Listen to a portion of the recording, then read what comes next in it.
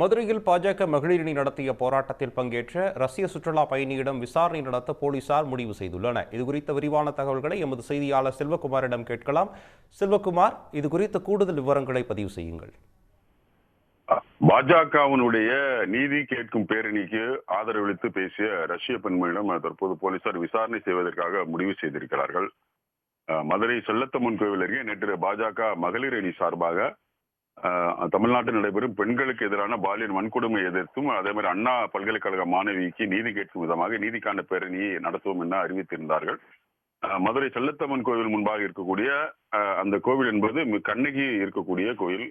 அந்த கோவில் முன்பாக இருக்கக்கூடிய அம்மியில் மிளகாயலை இடித்து அந்த கண்ணகி சிலைக்கு எடுத்து சென்றார்கள். அப்போது அங்கு சுற்றுலா பயணியாக வந்திருந்த ரஷ்யாவை சேர்ந்த கேத்ரீனா என்ற பெண்மணி பாஜக அவர்களுடன் சேர்ந்து அந்த உரலில் இடுப்பது போன்று நின்றும் அதே போன்று அங்கிருந்த பத்திரிகை மன்ற செய்தியாளர்களிடம் பெண்களுக்கு ஆதரவாக பேசி அதே போன்று இந்த போராட்டத்துக்கு ஆதரவு தெரிவிப்பதாகவும் பேட்டி அளித்திருந்தார்.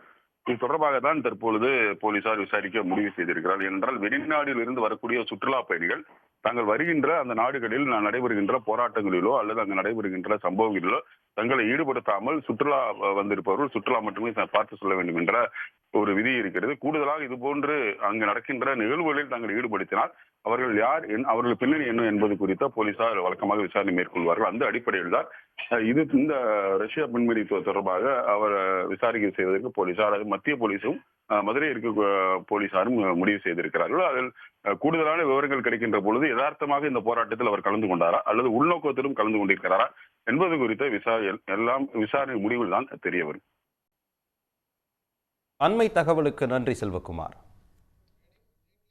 உடனுக்குடன் செய்திகளை தெரிந்து கொள்ள சன் நியூஸ் பெல் ஐகானை கிளிக் பண்ணுங்க.